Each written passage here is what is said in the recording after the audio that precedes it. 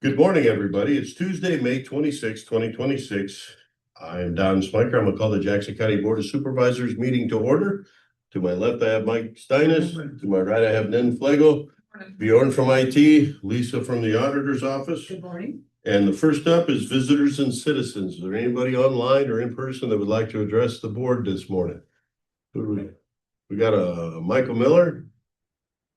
Michael, is that the same you that's always been there? Just added your last name? Must be still silent. Hearing none, we'll go ahead and proceed. Next up is Elizabeth Townsend from the Environmental Health Director. Departmental update. Good morning. Been in here to do a report since all this got changed. We got fancy. Yeah. Okay. Okay, so the fiscal year so far for revenue, for our permits, we've brought in close to $40,000. Nice. Our soil evaluation program is going well. We've been using the new machine and it's been pretty easy to use for the most part. We've had a few hiccups with it. That big behemoth machine? Just a little one. It's got the foot jack. It's a lot easier than trying to like pull just a rod out of the ground. So it's been working well for the most part. Good. Let's see, we've done 34 time of transfer inspection reviews.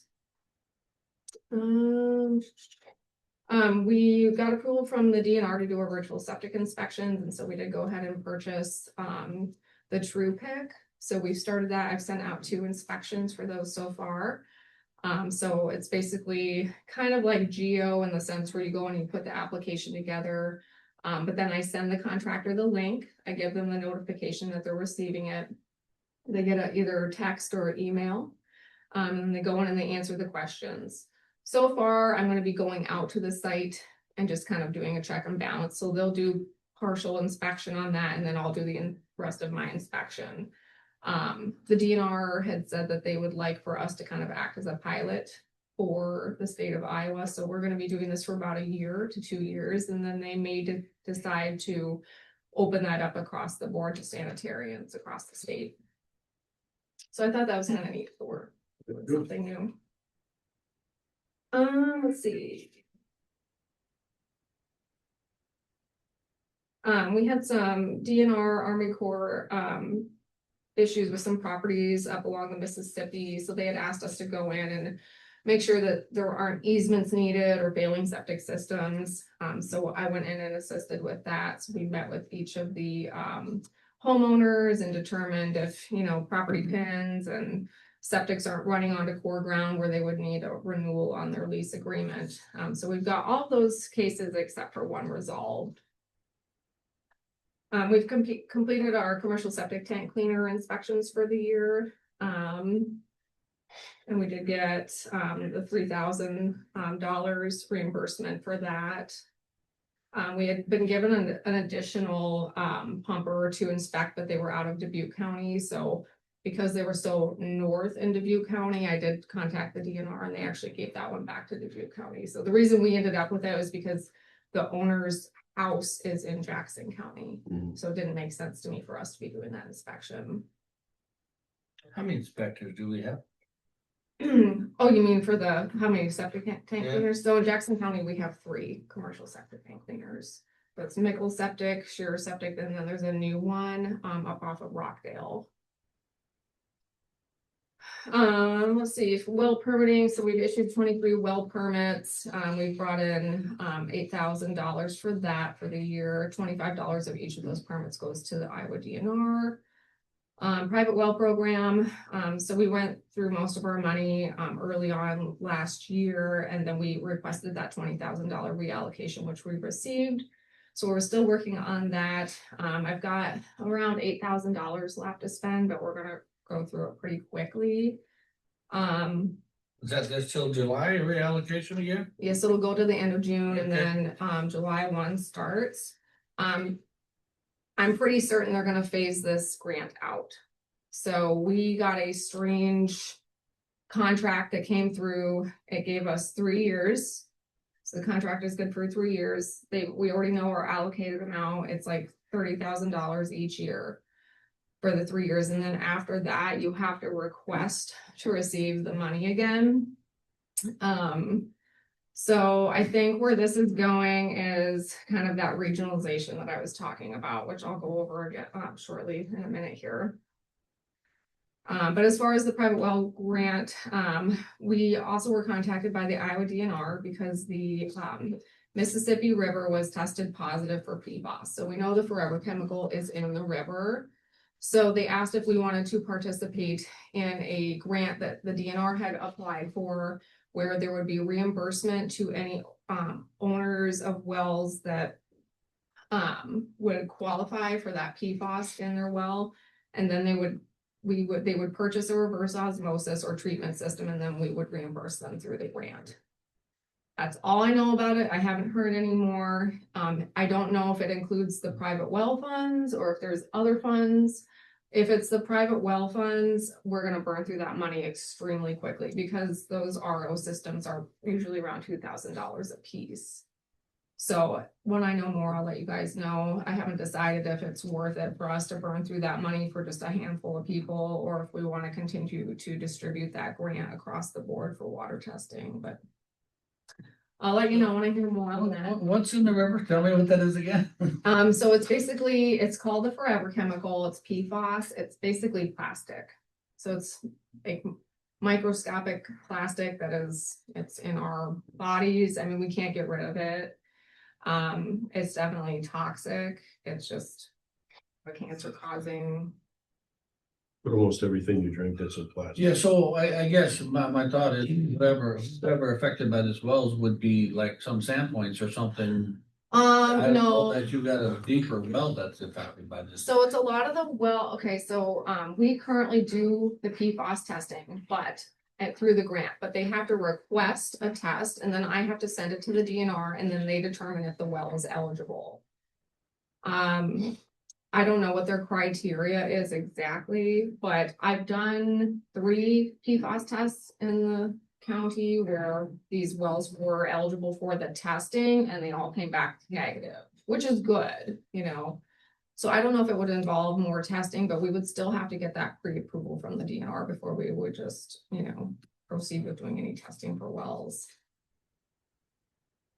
I guess when you say they have to qualify, is it because of So they close? no, so they would have to be in an aquifer that's contaminated for one thing, but there may be other criteria that I'm not aware of. So like I know we've had some requests on the west side of the county and they've been denied, but anytime I've had them on the east side of the county, they're approved. So. And I'm not sure that Sandpoints would qualify. Right. Yeah. Animal control, rabies prevention. So I know I talked to you guys a little bit over the last 1.5 years, maybe about animal control, maybe implementing something or putting something in place that gives us a little more of a law out there in the county.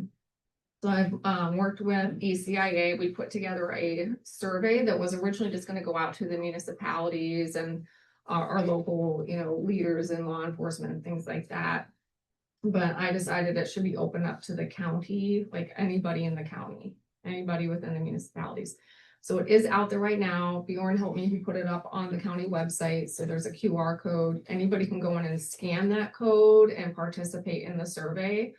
We're gonna have that survey out until the end of August. So we're looking for a significant amount of feedback from people. So if you guys have any questions or need copies of those QR codes, I could send them out.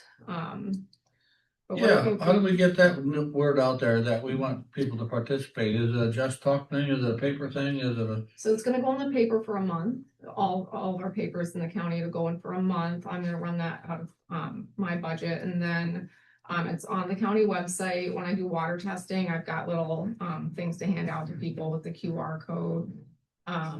We talked about KMAQ as well, so I'll probably get on there at some point to talk about that. But that's kind of how we're getting it out there right now. And then the municipalities are kind of distributing it on their own. So. Could be something, I know a lot of your. Like water bills or whatever. Will send out flyers. Yep. Yeah, so they had ECIA had put together just little individual like things to put in bills and things like that. So, I mean, hopefully we'll get a bunch of participation, you know, and if we don't, maybe we'll extend out the period where we're, you know, trying to get that feedback, but yeah. So I will let you guys know when I know more on that. It'll be interesting to see what the results are. Nuisance housing concerns. So I get a lot of calls from the DNR. They send me the stuff that they are too busy to do or whatever. But we've had a nuisance complaint. One of them is actually in regards to abandoned manufactured homes in the county. If you guys have been out on the back roads, you probably know there's a few of them out there where there's nobody's living in them. They're just kind of sitting there. You can see some of them from our, you know, highways. And so I've kind of talked with our zoning administration on a solution that we could come up with. I think it would end up being like maybe a 5-year plan to get those removed from the county. So we're going to talk with our county attorney and try to come up with something. But if, you know, I don't know if it would go in by a resolution or if we would rewrite our ordinance, just like I said, give us a little bit more leverage on how to handle some of those. But, so we don't currently have anything in place. I have seen other counties out there where they say, hey, in 5 by 2030, you know, all mobile homes that are, you know, this old or not being lived in have to be removed out of the county. So You've run into some of them before on some of these dilapidated buildings or houses like that, and basically, I think a lot of it, the easiest is just contact the owners and say, hey, you know, this is or take a letter from zoning and say, hey, it's a nuisance, or it can't, yeah. you know, people are concerned about the critters or whatever it might be, Right. you know. And we do have some abandoned houses. We have some that I know that the Board of Health has looked at that don't have any means for wastewater. And we have not been able to, you know, force those people to demo those houses. So it's kind of something that needs to be looked at, I think. We should have something in place that gives us a little bit of leverage and, you know, to move these. Of course, it all comes down to, do people have money, especially those mobile homes, you know, what's the cost to remove them? You know, where do they take them? I mean, they have to strip them down and then you've got that steel structure sitting there still, like, what do you do with that? So the hope is that it doesn't become a county's problem, and so that's why I think that like a long-term plan to remove them would probably be the best, give people time I to. can certainly see that it could be related to a health issue, but Yeah. to me, it sounds more like a zoning or a nuisance thing. So it's a right? vector issue for sure with like animals and things like that, wildlife. It's also just a hazard, you know, if you got kids playing in the neighborhood, they go into, you know, a abandoned mobile home, are they gonna fall through the floor? You know, if Yeah. there's something But in for there, I think you can take For every that. abandoned mobile home we got, there's 4 abandoned barn. Yeah. Or Where did houses. there, you know, so how do you Right. regulate that? I mean, Right, and maybe it, you know, becomes a countywide thing, and that's why we haven't done anything yet. I've been out to the site. I was like, you know, people that complain, I'm like, I'll do my best, and but it's kind of one of those things where we, like I said, we just don't have enough in place, and who's gonna pay for it? Who's gonna do this? Who's gonna do that? So, but I just wanted to make you guys aware that it's kind of going on out there. Let's see here. Okay, so so when I first started working here, Health and Human Services came in and they're like, hey, you don't need to go to these like health administrator meetings. Michelle Cullen will do that. She's kind of acting as the public health, you're more environmental. So I haven't gone to those meetings, and I know I brought this up at our last meeting because I was starting to have some concerns, you know, and I've tried to be more involved, although I don't get a lot of the notifications or know what to get notified for.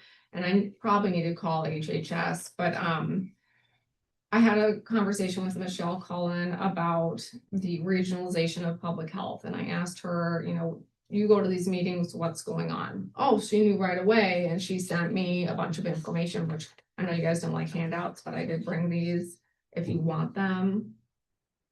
So basically what's going to happen is, and it's been a discussion over the last couple of years, and then this last 6 months, it's really kind of taken over with my department because they were not including environmental health initially, but they did in the last few months. All of a sudden we were included. So from my understanding, my job is going to change drastically. And they are going to regionalize. They are going to keep boards of health. We will have larger counties applying for the lead. And then they will be the ones to determine which counties get funds. And which, and how much and this and that. So we will lose control over any funding that we receive from the state. And so when I talked about the private well grant and how they structured that, it used to be annually we would receive those funds. Now they're still doing it annually, but they put it in a 3-year and they put it very structured. We're going to receive the same amount for the 3 years, and then they're going to phase it out afterwards. So what I was told is that like private wells and on-site wastewater, that will still be a little bit of our role, but there's going to be a lot more added in. I don't like it. I'm not gonna lie. So I mean, So when you put more added in, like, so here's the thing. So our public health department has already been disseminated. So we have one employee that's, here with the county, and everything else has been contracted out. Some of these other counties across Iowa, maybe that hasn't happened to them yet, or, maybe it has, but I don't know how much of a change there will actually be, because we already have other counties doing work for Jackson County through public health and environmental health. Like we have Scott County coming in and doing tattoo inspections, pool inspections, different things for us at an environmental standpoint. Those were things that were kind of given up back when, 2 administrators ago, 3 administrators ago. So I don't know that it's going to change a whole lot, and there still will be, control at the local level, what we decide. But as far as that funding from Iowa Health and Human Services, we won't have control over that. It doesn't mean that we can't still, put our own things in place, and have programs at the local level. But anyway, I wanted to let you guys know, because I've brought it up a bunch of times and now we know for sure it's happening. So they're hoping by 2027, they're going to start changing. They're going to add the lead entities. And then by July 1st of 2028, they're going to basically start writing it out. So I'll give you guys each one of these. And like all the other things, and Yep. dates could change, but They've been working on this for a while, and it's not something that came out of the blue. I mean, Hopefully it goes better than the regionalizations of like mental health and workforce development and all that stuff, because probably won't. well, originally they were going to eliminate the local boards of health, but I know that was fought. So they do not want, like the counties across Iowa, they don't want that. So they are keeping the local boards, but I just have a little concern, because even right now, like we have contracted agencies doing our work. So we have like Michelle Cullen. This was something that was brought up maybe in conversation, but she's going and applying for grants, and she had contacted me 2 weeks ago, and she's like, hey, we're going to do this grant through Marion County. And then she wants me to do work and Clinton County to do the work, but we're only getting $6,000 for 3 initiatives. So it's basically $2,000 maybe divided by the 2 counties. And so I don't know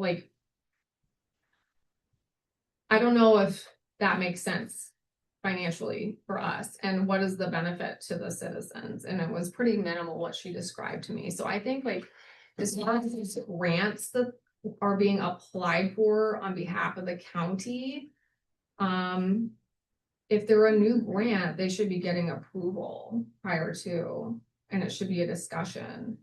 So I just think that things have become really loose, where we've got people just applying for grants on behalf of the county, but the boards don't know.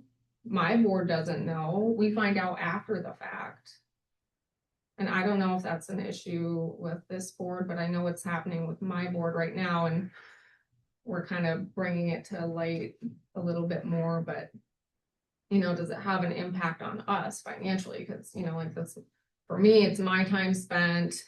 is it really benefiting the county? Like, I think we should just be cautious on some of these grants. And I think in the past, when she was kind of given more of the green light, it was stuff that was pertaining to what themselves were doing, Mm-hmm, not asking you to do these things Right. or another, agency to do these things. So I yeah, think that's kind of the difference in what's drawing the red flag or the bringing the light bulb a little brighter here is, how much time and effort is this grant gonna take away from what you're doing already? right.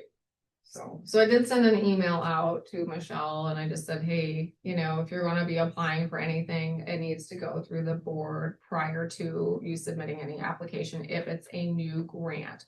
Or even if there is a significant change. Because it's, like I said, essentially it's gonna affect my department. I know there were some other missing pieces that maybe like Lisa's office wasn't receiving, so we weren't receiving copies of the grants. They were just applying and then on behalf of the county, and then I wasn't notified, she wasn't notified, nothing was distributed in the meetings. It was not great, so. Hopefully we're working on that and that won't continue to happen, but just want to make you guys aware of that as well. Well, it sounds like we certainly need to have some communication, with whoever, and then I don't know about, I wonder, see what you have there, but it's, one of them, if you can stay in front of it, Thank you. and we can be the master of our region. Yeah.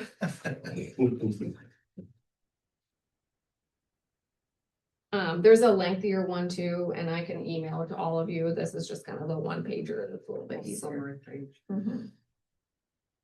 So that's, Any questions for Elizabeth? I guess keep us posted, yeah. Good. Ooh. Yeah, Mary, look, Blackhawk, Dubuque, Lynn, Hudson, Yeah. Scott. Wow. So they basically follow the mental health. well, the thing is that they're also gonna be adding in like 30 initiatives, which is a lot. So I mean, they're gonna be adding more into, like what I'm doing, what public health is doing. So I don't really know. I don't know what it's gonna look like exactly, but I've told that my position may be more office driven, which is fine, but it's a good thing we came in with these virtual inspections, because I don't know that, I won't be too busy with doing other things, or maybe it won't affect me because, like I said, a lot of the other things that are being done are being done by other counties. So maybe it will just affect them. But I would just stay as involved as you can in obviously any calls or whatever, and yeah, as a group of your environmental people, voice your opinions, because it doesn't always, you sometimes feel like you're falling on deaf ears, but I know like with early childhood and that they're kind of, as with everything, looking at regionalizing, and they have changed some things up that boards and directors have brought forward that. yeah, no, I know already they've kind of been stopped with some of those ideas that they had, so. So if there's something that we can do also, we can, when we go out there to Des Moines, of course, we bend some ears here and there. And it makes a difference sometimes, I think, so if there's something that we need to keep updated on. Yeah, I'll just, Sounds like it could be something that all of a sudden we're gonna need some more people in the office, and all that's an unfunded mandate again. That's what it I sounds never like. do that. You get more responsibilities, now we need another person, and now we need, right, and like I said, maybe it won't affect us because those grants are. It may hit more of the public health side versus Right. Like we might be, down to bare bones enough where it's not gonna do anything, but. I'll let you guys know as I find more information coming in and. Good. So, Thank you very all much. right, Appreciate it. thanks. Are you gonna be around later or no? Until like 1:00. Okay. Yeah. Okay, Thank you. all right, thanks. Next up, we got Becky Chapin from Human Resources. Morning. Good morning. Be much less interesting than that. So we had 3 PRN vacancies yet in our corrections department out of the new jail. our focus has been on females because of the need to have females always present if we have a female in our facility. We were able to fill one of those PRNs most recently. They did make an offer and we have started Allison Culper with the department. She does not have corrections experience. She did wrestle in high school, but she is pursuing a degree in in psychology right now. So she's interested in the whole process, and they were able to kind of start onboarding her and doing some of the jail requirements last week. So I'm here today to ask for a motion to approve the hiring of Allison Culper as a PRN corrections officer at an hourly rate of $22.16, effective May 20th, 2026, including authorizing the county auditor to issue biweekly paychecks for the same. So moved. Would second that. Got a motion by Mike, second by Nan to approve a motion to approve hiring of Allison Culper as a PRN corrections officer at an hourly rate of $22.16, effective May 20th, 2026, including authorizing the county auditor to issue biweekly paychecks for the same. Any other discussion? All those in favor say aye. Aye. Opposed? Motion carries. That's all I had, unless you have any questions for me. Anything, Becky? Thank No you. news is good news. Thank you. And next up, we have Lisa with the auditor's office for her portion. Good morning. This morning I need a motion to approve the May 19th, 2026 meeting and work session minutes as written by Auditor Smith and authorized publication in the official newspapers. I would make that motion. I would second. Got a motion by Nan, second by Mike, to approve the May 19th, 2026 meeting and work session minutes as written by Auditor Smith and authorized publication in official newspapers. Any other discussion? All those in favor say aye. Aye. Aye. Opposed? Motion carries. I know that we had first right of refusal on the building that is behind the law enforcement center, which is 140 Jacobson Drive. We have been contacted to know if Jackson County would sign a waiver of right of first refusal. So this morning I bring forth that waiver. I would need a motion if you agree. I need a motion to approve and authorize the chair's signature on the waiver of right of first refusal to Lightfoot Investments LLC for property located at 140 Jacobson Drive, Macokota. So we did go and I went and looked at this property with secondary roads. Large property. A lot more room than what they probably would need for, I said, the size of this building, we could bring all 10 of our sheds almost together. But it's a large property. They stressed some concerns of different things that they didn't think would make a good fit for them. And so they, at this point in time, were not interested at that price range. Well, I think at least somebody had to go look at it, and I appreciate that they went out there with you and to do that. I guess we have some concerns, and we all kind of wondering if this agreement, what's in place, would happen to fall through. Do we still have the first right of refusal if it's still on the market and something else doesn't comes to fruition? I did. Do we need legal clarification, do you think? I think so. I mean, because again, yeah, this falls through and Well, can we get John or Brian down here? Because they are somewhat time sensitive, so. Yeah. I don't have a list of numbers over here, so. They were supposed to bring one over. Okay, that was one of the. Oh, wait, I was gonna say, that was, yeah. Let me just text them and see if Brian.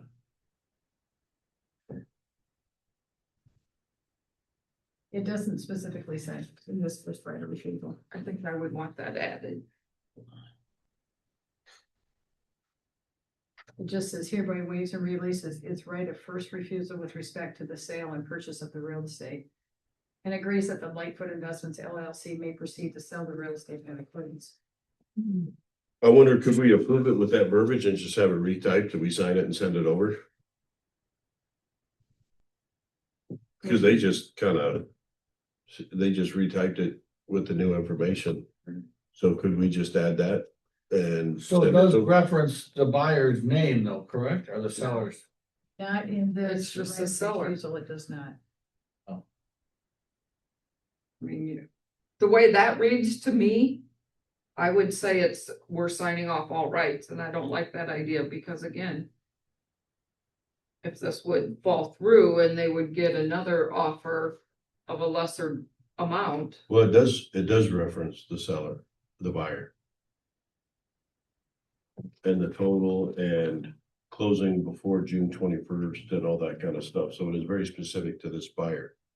So I think with that being said, it wouldn't be one that could be transposed to somebody else. It is specific to this parcel and this buyer. Third paragraph. Yeah. Then it talks about closing before such date. It talks about offer. So I think it is very specific to this particular. I don't see a name, but. The My second For word, sure. the second word. That's the seller. Oh, yeah. Okay, that's the seller, my bad. Yeah. Right. But it does talk about the offer and then closed by June 24th. So to me, those specifics kind of make it specific.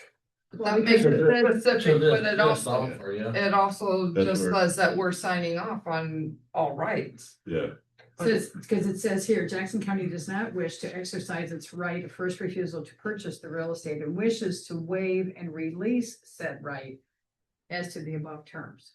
so with them not having any signature on here, I think if we could have our legal opinion, our legal people add for this offer. And we sign that and send it over. I would say we have to have our legal opinion on the letter itself somehow yet, so we're assured that we have still first right of refusal if another one comes. If this one falls apart, I mean, I don't know what, yeah. Maybe we should just take a recess. All right, let's take a recess. Okay, we're back at this time and we're gonna hold off on that. We're gonna proceed with the other stuff and hopefully we can hear back from them, so. Want to continue? Sure. The other thing that I'd like to discuss today, I know that it's been a long process and I think we're finally getting to the point that a legal description has been obtained for the lease for the the transfer station. That is with Waste Authority of Jackson County. It is a 3-year lease. I just wanted to bring it before you today to see if you had anything else that you would like added to the lease. And if you are ready to sign the lease, or I can contact the county attorney's office and they can move forward with trying to get signatures from the Waste Authority Board. What is the wishes of the board? I'm okay with the lease. I think it needs to, again, like you said, take it to the county attorney, have them move forward to Okay. the Waste Authority Board, and the Waste Authority Board's attorney also approve the changes that we made. All right, so you're okay with that? I'll just tell John to proceed. Yeah. Okay, I'm good with that. Then the next thing I have is I need a motion to approve resolution number 1186-05-26-2026 for an operating transfer from the general fund 1,000 to the capital projects conservation fund 33,000 for $250,000 effective May 26, 2026. And that's that money that we talked about that isn't being spent in this fiscal year, but we want to hold that money for a future project. So that's what this operating transfer is doing, is moving it from this fund to this fund. And these are just the paperwork to,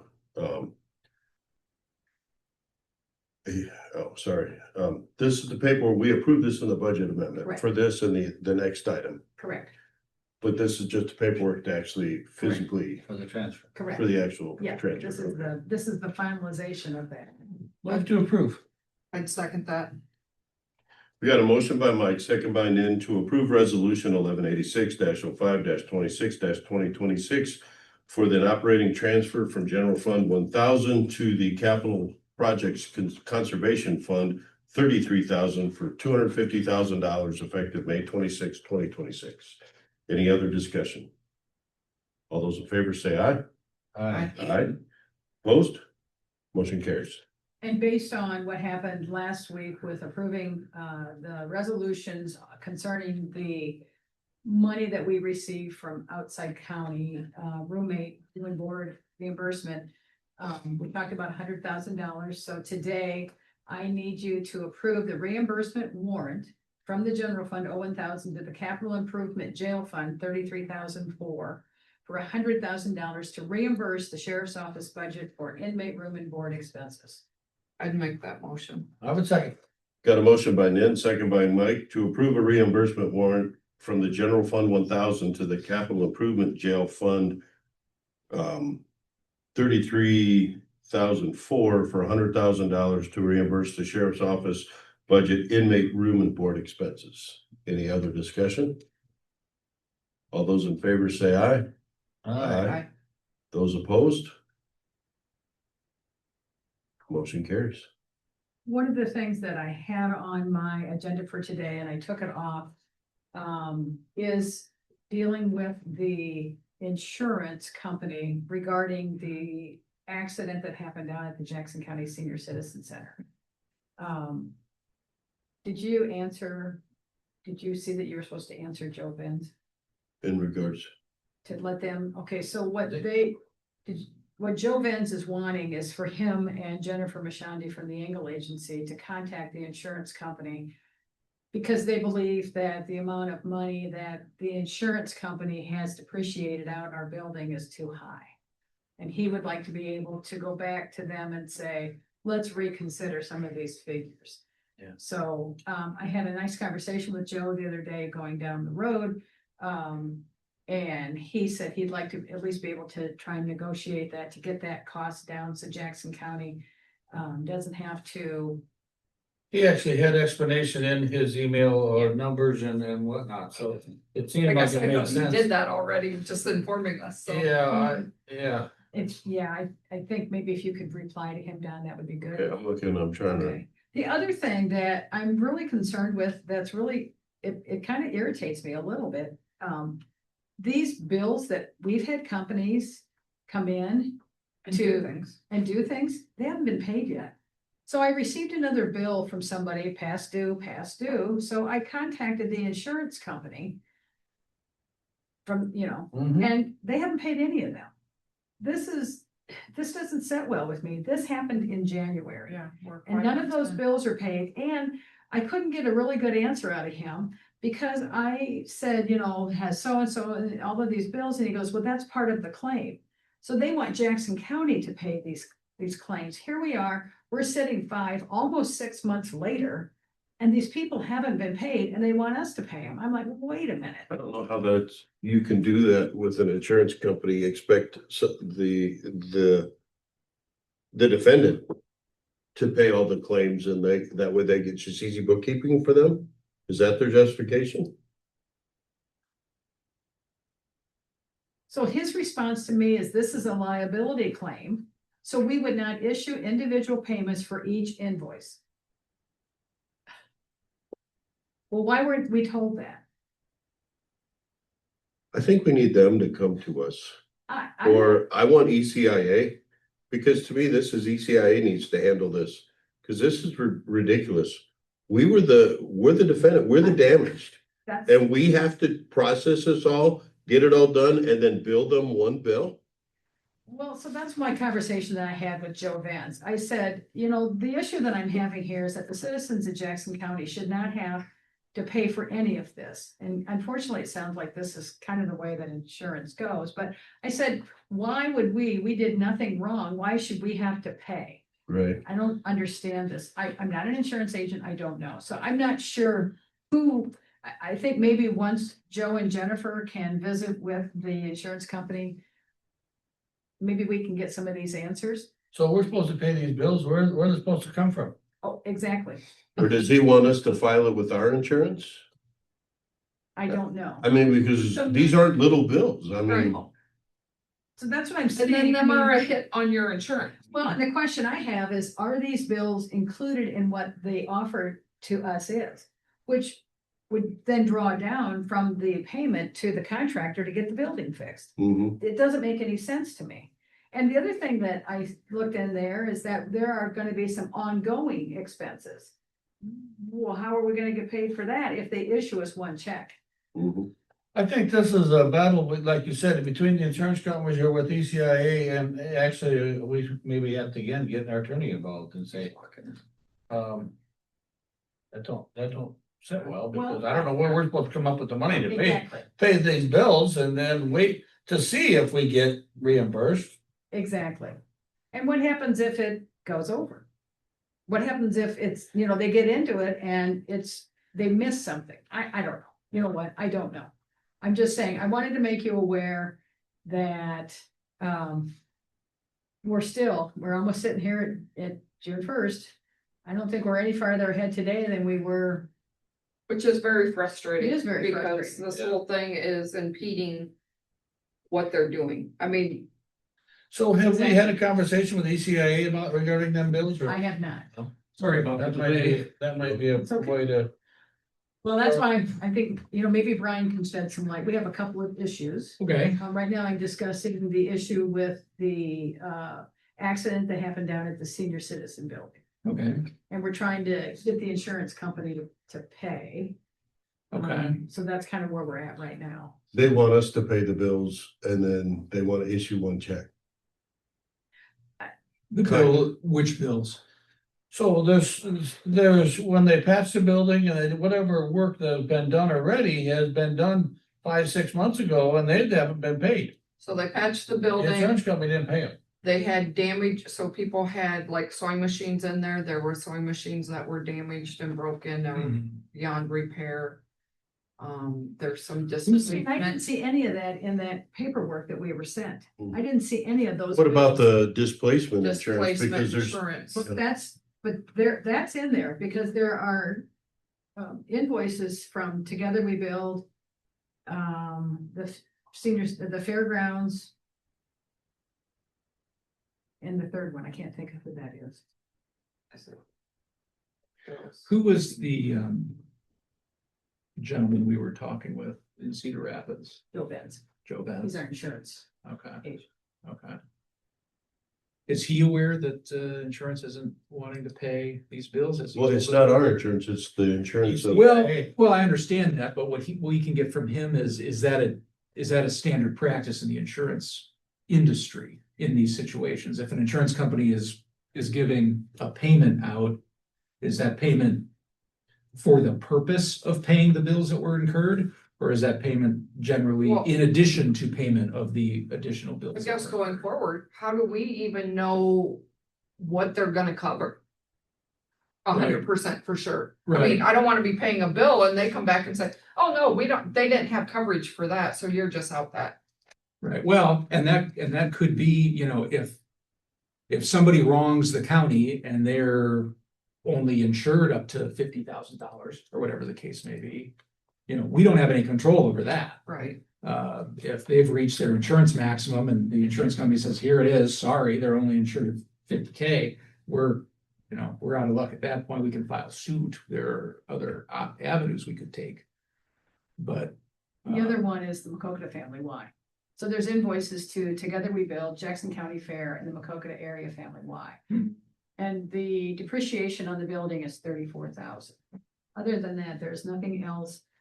That's my issue is we have to pay, according to this, it looks like we have to pay those 3 entities. But I don't see any payment then for the person that buttoned the building up when it happened and all of these other bills. So that's why I'm a little confused where all this money is coming from and who's been paid and who hasn't.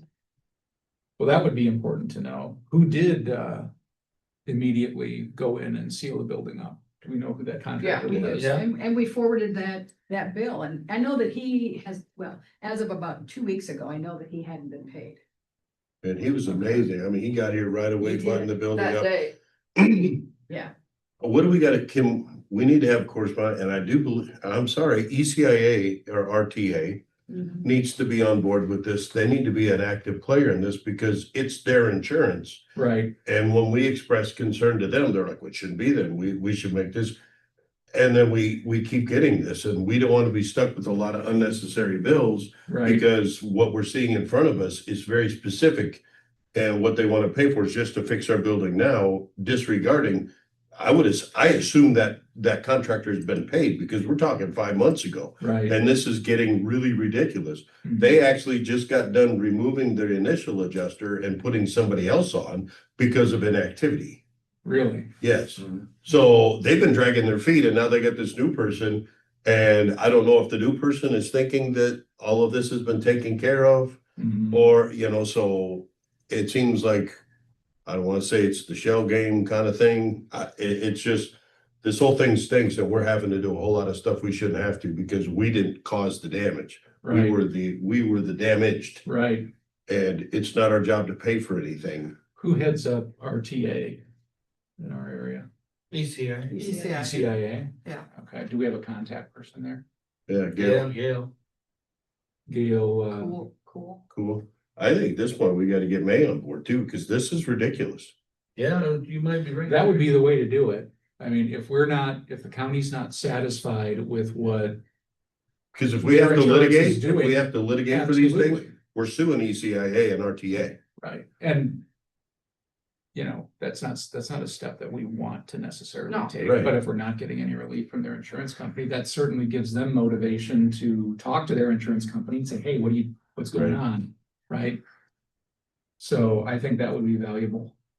Okay. Especially if we've got a pre-existing relationship with our ECIA person. Right. Which I'm sure we do. We do. Well, we're on the RTA. We all, board. yeah. Yeah, so. Yeah, we're not. Conflict. Well, sounded fine to Danny when you talk to them, it's all good, but I don't know that they know what's happening here. Do you have a copy of the first right of refusal? I do.